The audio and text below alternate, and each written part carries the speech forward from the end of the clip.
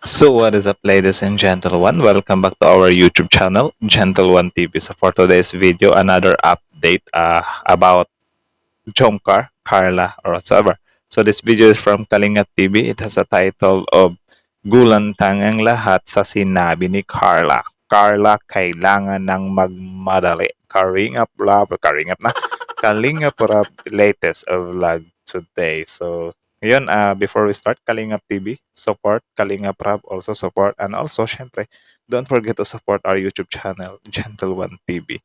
So, without further ado, let's watch this video together, ladies and gentlemen. Again, this video has a title of Gulantang ang lahat sa sinabi ni Carla.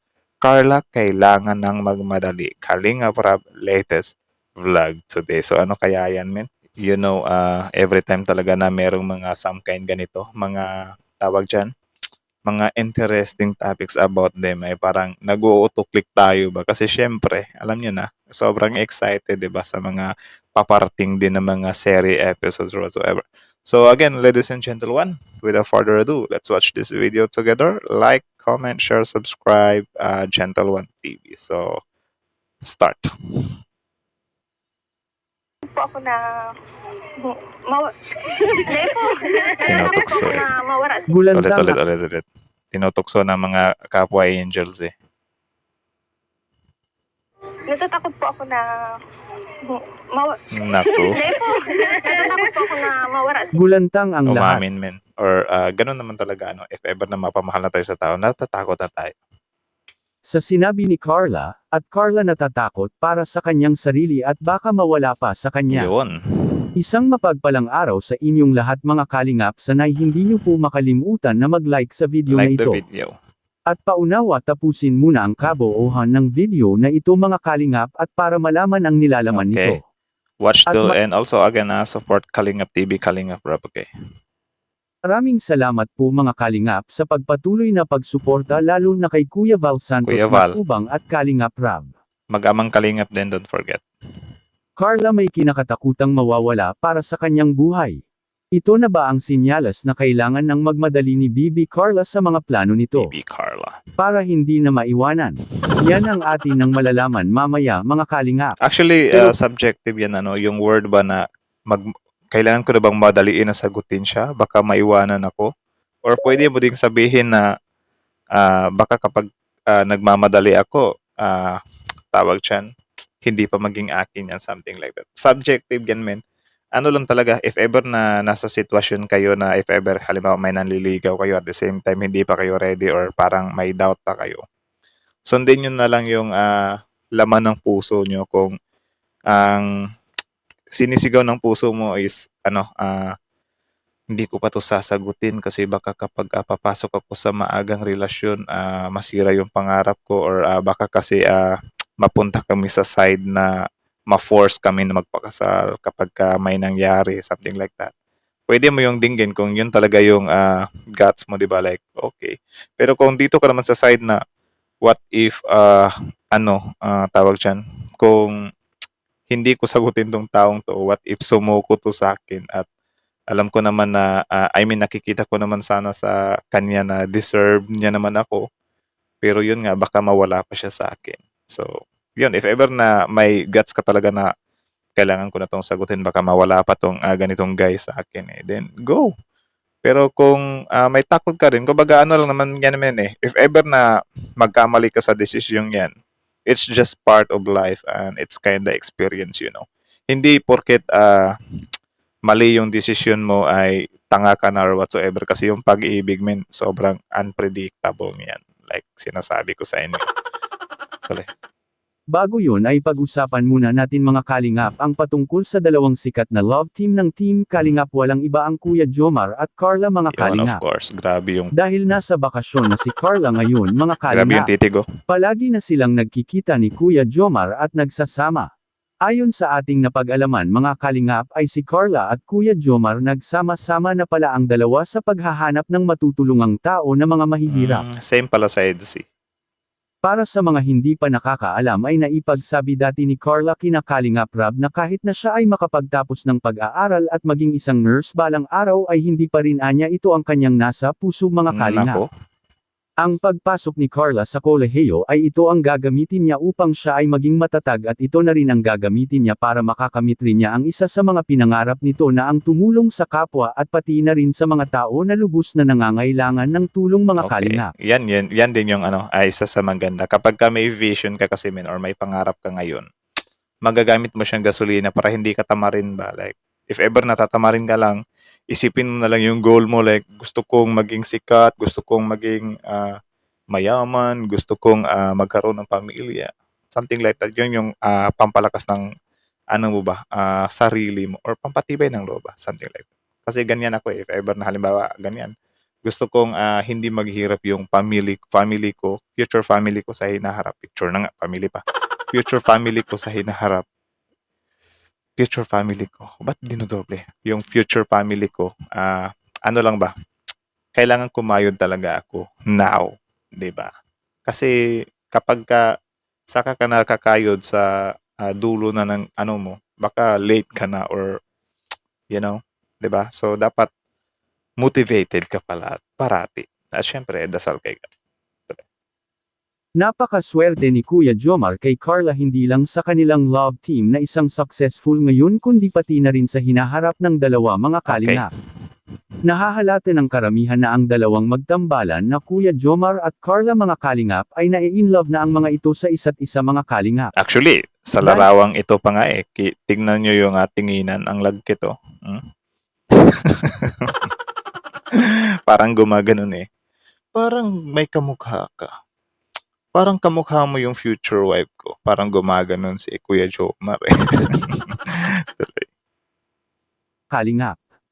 Nahahalata ng karamihan na ang dalawang magtambalan na Kuya Jomar at Carla mga kalingap ay nai-inlove na ang mga ito sa isa't isa mga kalingap. Possible. Dahil sa panayam ni Kuya Jomar sa isang interview patungkol kay Carla ay halatang in love talaga ito at nagkakasundo na rin ang dalawa mga kalingap dahil ngayon na wala ng pasok ay si Carla sumasama-sama na ito kay Kuya Jomar ngayon sa paghahanap ng mga tao na pwedeng tutulungan or matulungan nila mga kalingap. Meron ring nag-suggestion sa ating concerned viewers mga kalingap na pag-aaral lang sana niya ang uunahin ni Carla mga kalingap bago ito magbo-boyfriend. Actually, wala namang problema talaga sa pagbo-boyfriend, men. Ang problema lang talaga, yung pinapasok mo agad yung couple thing or married people things. Okay lang naman talaga mag-chowa ng maaga. Pero at the same time, dapat kasi may control diba? Kung di mo alam kontrolin, baka yun, need mong magmuni-muni muna, okay, ayaw ko munang pumasok dito kasi, halimbawa ganyan, may pangarap ka, gusto mong maging successful, gusto mo pang mag-aral, gusto mo bang kumayod, then, okay lang pumasok ka sa relasyon, pero if ever na parang mangangalabit sa'yo yung boyfriend mo, mag-no ka, diba? Kasi syempre, yung future nyo yung dyan or if ever mabuntis ka ng maaga, wala na. Mas tawag dyan, baka atakihin ka pa ng depression kapag iniisip mo ba na grabe, ganito yung buhay ko, hindi ito yung pinangarap ko. Pag ganun ka ngayon, 'di ba? Okay lang talaga men, pwede mo namang gamiting pang-inspiration talaga yung yung pagbo-boyfriend or papasok ka sa relasyon, pero inspiration lang, 'di ba? Huwag niyo munang pasukin yung mga pangmatandang gawain. Dahil sa makapaghintay naman anya ang pagmamahal at ang pagbo-boyfriend. Tama naman po ito mga kalingap, dahil sa natatakot rin ang ating mga minamahal na mga concerned viewers mga kalingap na baka darating sa punto na ma-in-love ang ating Bibi Carla ng gusto mga kalingap ay baka magsanhi pa ito ng hindi na ito makapag-focus sa kanyang pag-aaral sa kolehiyo. Ngunit kahit ganun pa man mga kalingap si Carla pa rin ang masusunod kung ano ang magiging desisyon nito sa buhay mga kalingap. Dahil sa Tama, kahit actually sobrang hirap mag-advise kapag sa usaping pag-ibig. Ako nagbibigay lang naman ako ng comment but take it or leave it naman yun, 'di ba? Kasi me on my part also, ramdam ko rin yan men na parang yung pagiging mainit or magtawag dyan, di siya mainit. Parang sa relasyon ba, like, mainit yung term Kasi ika nga nila, kapag sa mga ganitong edad, parang yung bugso or parang madali ka lang nadadala ba? Mga ganun-ganun. Minsan hindi mo na naiisip na baka maaari siyang makaapekto sa future mo or yun, paanohin ka, tawag dyan, pararanasin ka talaga ng hirap if ever na maging early parent ka, di ba? Tapos yun, yun nga, about naman sa, tawag dyan, about sa advice patungkol sa mga relationship. Ang pag-ibig kasi hindi nadidiktahan eh. Nasa sa iyo na lang talaga yan kung paano mo i-handle yung sarili mo. Pwede mong pagbasihan yung opinion ng ibang tao pero at the same time, nasa sayo pa rin yung huling desisyon kung papasok ka ba sa relasyon or hindi, di ba? Walang mali dyan if ever na halimbawa, ano bang walang mali dyan? Kumbaga parang na lang, responsible ka na lang sa consequences if ever na meron man, di ba? If ever na lokohin ka niya, yun yung mga tinatawag na consequences. Pero syempre, that doesn't mean na nagkamali ka ay karma mo na yan. Nagkamali ka kasi that's part of life. Kailangan mong dumaan siguro sa experience na ganyan para in your next relationship, mas matibay ka na, di ba? Tuloy. Iwas nito sa Daming pagmamahal mula kay Kuya Jomar. Ay maari pa rin itong matutokso mga kalingap sa kanilang paaralan. Napaka-imposible sa isang dalaga kapag nag-aaral ka sa kolehiyo kung mapag-alaman itong walang boyfriend si Carla ay tiyak na tiyak marami talagang magkakandara pa na manligaw sa kanya at lalo pa ngayon na sikat at nakikilala na si Bibi Carla mga kalingap sa mundo ng social Yun. media. Kaya kung ako ang tatanungin mga kalingap ay mas pinakamabuti talaga para kay Carla na sasagutin na niya si Kuya Jomar at para mababantayan ito ng gusto at magagabayan na rin sa kanyang pag-aaral mga kalingap. Dahil sa Well, kapag yun nga, nangyari subjective naman yun. Maging magjowa sila or hindi. Ano pa din naman, may mga goods and bads pa rin naman na mangyayari sa buhay nila, di ba? Kasi, that's life. Di ba? Ganun yung buhay ng tao. Gustuhin man natin na maging perfect yung buhay natin, but di pwedeng mangyari yan. Meron at meron talaga tayong mga bumpers na madadaanan or meron at meron talaga tayong mga lubak na madadaanan. na si Kuya Jomar ang sasagutin ni Carla mga kalingap ay natitiyakan niya ng karamihan na nasa mabuting kamay si Bibi Carla mga kalingap, at sa kabilang dako naman mga kalingap ano kaya ang kinakatakutan ni Carla na mawawala sa kanyang buhay. Ano kaya yan? Any guess? Makikita po natin sa video. Natatakot po ako na baka po mahulog ako sa iyo dyan. Joke lang po. Gagi. Ano po? Ano po, scared. Scared. Natatakot po ako na Na, wala na. Natatakot O, di po ba? ako. Oh. Papasok-pasok ka ngayon sa mga joke-joke. Ngayon, tawag dyan, kinilig ka tuloy. Di ba? Kita nyo yun? Nung una, nag-joke siya, pero mahalata mo nung second statement niya. Wala na, kinilig na siya. Tignan nyo ha.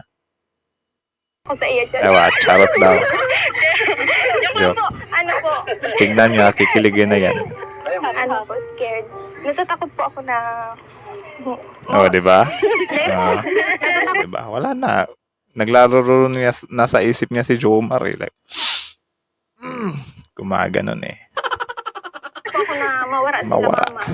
Ito po ang termo kong iniisip na basta bakit mo na Diba? Nawala na siya, guys. Yan. Huwag kami, Carla. Huwag kami. Alam namin, Carla. Alam namin na ayaw mo talaga mawala si Kuya Jomar sa'yo. Huwag kami. Huwag mong sasabihin joke. Kasi positive kami na ayaw mo talagang mawala si Jomar sa'yo. At hindi joke yan. Diba? Kayo guys, did you agree? Did you agree ba? Agree ba kayo? Ay, huwag kang mag-English man kasi kapag ka magkaroong grammar ka, automatic yung mga Filipino perfectionist natin dyan, magko-comment agad sa baba na, yo! So, diba? Kayo ba, do you think, joke lang ba yun? Yung sinabing yun ni Carla. Well, of course, that's not a joke, diba? Kasi ayaw talagang mawala ni Carla si Jomar, man. That's reality. That's the fact. Okay? Or maybe that's just my opinion. So, kayo, anong opinion nyo patungkol dyan? Comment down below. So, ayun, this video is from Kalingap TV. So, support nyo yan. Tapos, syempre, before you leave on our YouTube channel, ladies and gentlemen, don't forget to subscribe Gentle One TV. So, yun, kita nyo naman yun. Malinaw pa sa klaro, may lamok na dito. Tag-ulan na nga talaga. May lamok na eh. So, ayun. Comment down your opinion below. Tapos yun nga, about naman dun sa pagpasok sa mga relasyon. Actually, there's no wrong and right when choosing a partner, a girlfriend, a boyfriend. Kasi yung pag-ibig ay sugal talaga. Gustuhin man nating piliin yung perfect guy, hindi talaga tayo yung may hawak niyan, kundi some kind tadhana, or I think tsambahan na lang talaga kapag makakatagpo ka ng lalaking swak talaga sa panlasa mo. Swak talaga sa, I mean, ideal mo talaga. Like, yun talaga yung pinaka-hinahangad mo, Kasi, ako dati, gusto ko lang naman ng jowa na mahinhin, yung hindi tupakin. Pero yun, it ends up na malabo talagang mangyari yun kasi I think halos lahat ng babae tupakin talaga. Siguro dahil sa mga periods nila, So, that's kinda challenge sa lahat ng mga lalaki. Every month, like, grabe yung, pagdadaanan ng mga lalaki. Pero at the same time, if okay lang din naman kasi syempre, sila naman yung magdi-deliver ng mga minions or mga juniors mo, 'di ba? So, ba't ka pa magrereklamo kung tutupakin yung mga babaeng yan? So, love them. Yeah, that's it. I think that's it na lang muna. So, ladies and gentlemen, how about you? What can you say about this video? Again, comment down below. Pag-usapan natin yan sa comment section. Of course, before you leave, don't forget to, Kalingap TV, Kalingap Rab, and Gentle One TV. So, I think that's it na lang muna. Again, ladies and gentlemen, thank you so much for watching. Gentle One TV is out. Like, comment, share, subscribe. Gentle One TV is out. Ulit-ulit.